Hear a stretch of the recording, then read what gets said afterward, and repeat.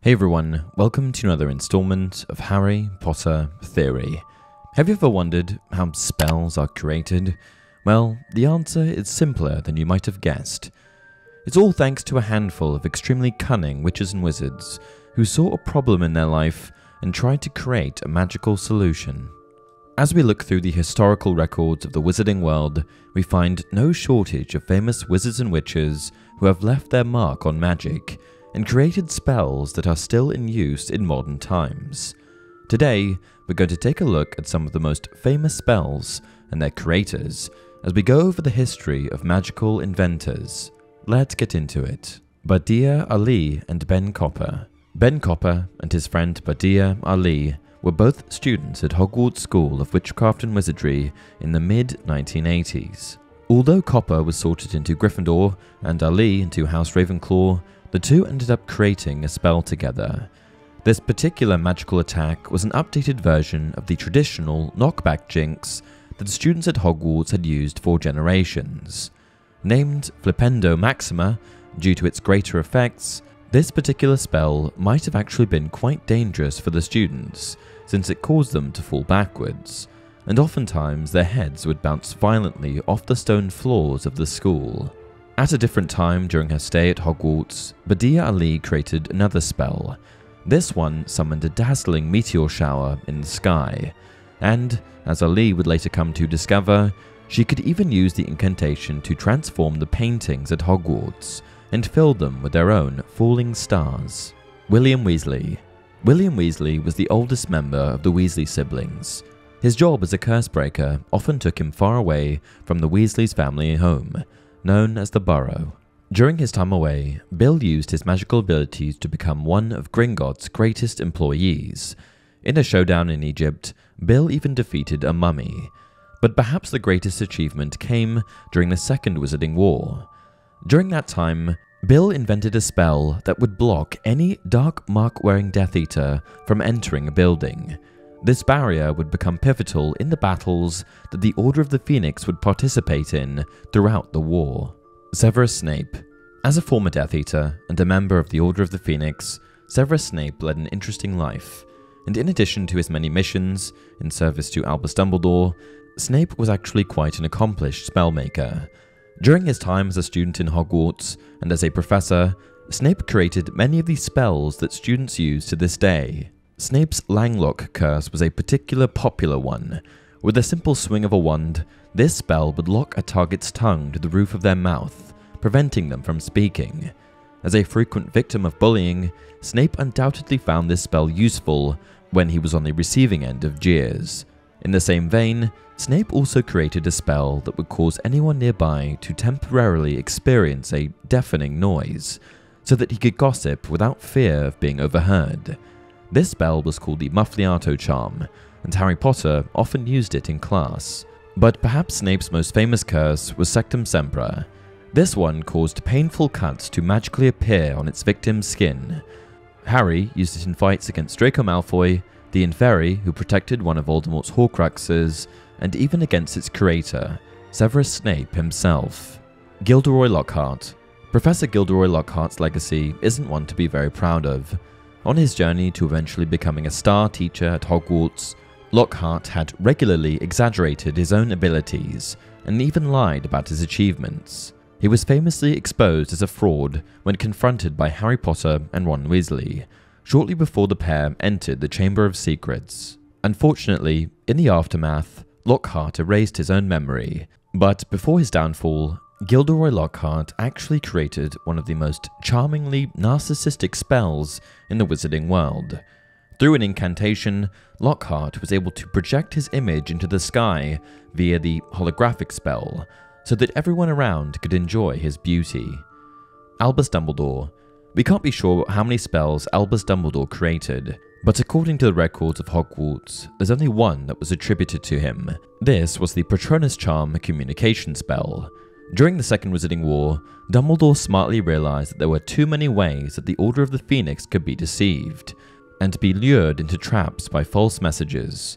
To combat this, he created a spell that would use an individual's Patronus to transmit messages, since this was always unique to a non-dark wizard. Tom Riddle. Tom Riddle, more famously known as Lord Voldemort, was an extremely accomplished spellcrafter. Before his resurrection, Riddle created Mort Morte, the spell that set the sky alight with the Dark Mark. And he even designed the spell that would kill Albus Dumbledore, the curse that rested on the ring of Marvolo Gaunt. Yes, Dumbledore died to Avada Kedavra, but this spell would have killed him. Tom Riddle also created a spell that allowed him to fly without the use of a mount or broom.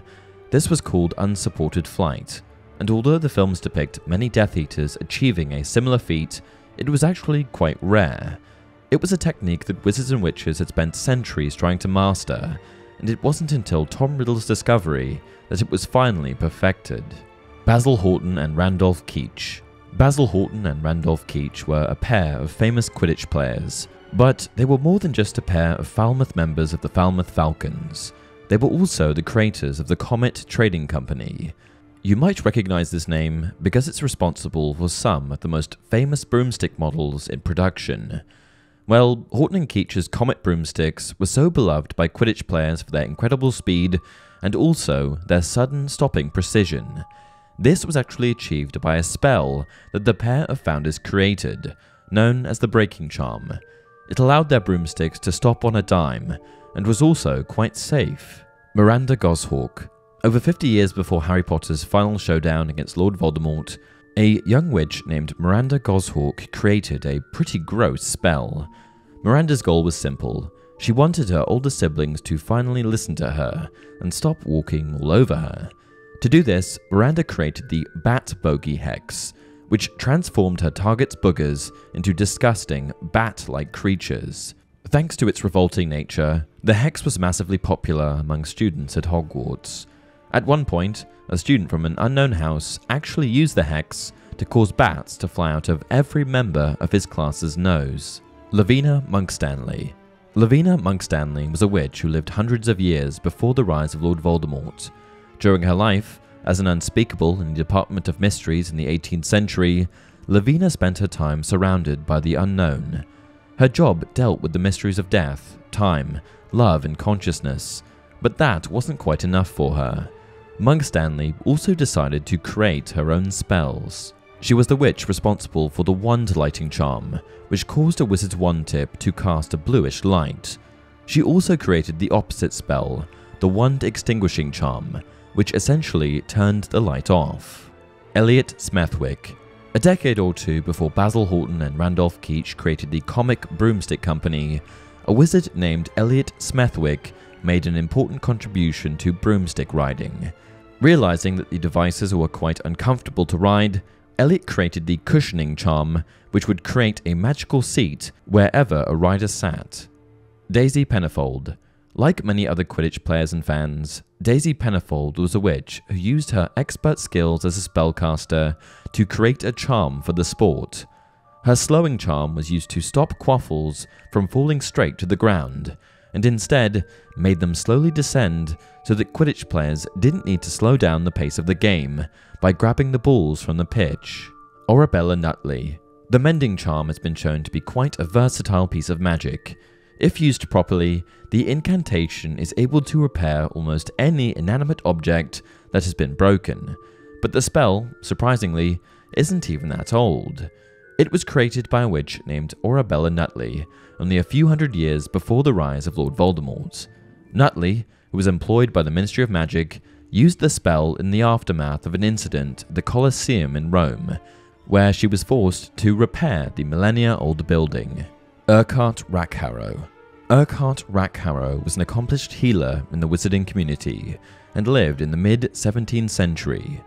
Although you might suspect that much of the wizarding world, like that of Muggles, suffered from a lack of sophisticated medicine, you'd be wrong.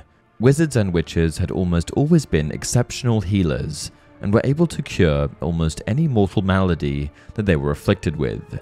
So when we look at Rackharrow's most famous spell, the Entrail Expelling Curse, it's hard to figure out exactly what the healthcare provider was trying to achieve. Some thought that this spell literally caused a target's colon to be ripped from their insides and drawn out of their body.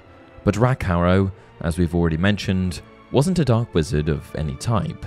He wouldn't have used the charm to cause harm, so in all actuality, The spell probably just alleviates the symptoms of constipation in its target, although the students of Hogwarts probably didn't waste time using it with ill intent. Herpo the Foul. Herpo the Foul might have been the most powerful dark wizard of the ancient world. Any wizarding historian would tell you that Herpo was a terrible sorcerer, and would probably point to his creation of the basilisk as his most horrifying contribution to magic. But there was one more thing that he made that might have been even worse. It was Herpo who devised a way to fracture a soul and preserve it in physical objects so that a dark wizard could unnaturally prolong their life. This was the spell that Tom Riddle would use to survive his first death. And it was Tom Riddle's Horcruxes that would ultimately take Albus Dumbledore's life. And that's it for this video. Do you want a part 2? There are still more witches and wizards to cover. Let me know in the comments. Until next time, remember, it does not do to dwell on dreams and forget to live.